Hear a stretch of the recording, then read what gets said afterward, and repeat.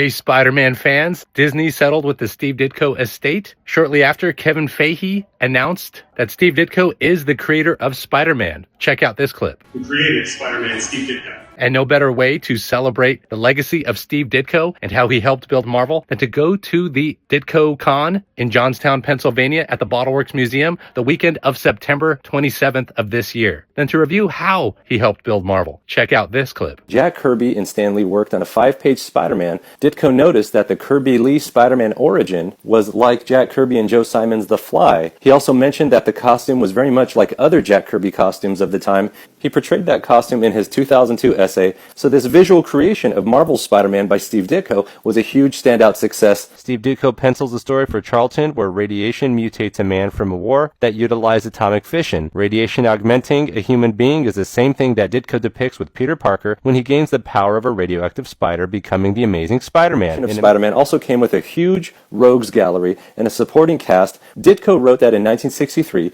he came up with the idea for the Marvel letterbox on the top left of the comic book cover and showed it to both Stan Lee and Saul Brodsky. Stan Lee confirms that Steve Ditko dreamed up the idea. Stan Lee writes in a promotional letter, "We have a new character, Doctor Strange. 'Twas Steve's idea." In 1961, Jack Kirby and Stan Lee came up with a character named Dr. Droom. Droom traveled to Tibet and underwent a transformation to become a crime-fighting mystic. Steve Ditko took this type of character to a whole new level when he visually created Doctor Strange. With his rogues gallery became another solid structure in the budding Marvel Silver Age. In the case of Iron Man, it was a great comic book with the bulky tin-plated armor that became a yellow-gold color. However, when Steve Ditko got his hands on the character, he streamlined the character's armor into the red and gold design we all know today, which is significantly successful in current films. When the Hulk first appeared in issue 1, 1962, he presented as a monster comic who turned his powers on or off depending on if it was night or day.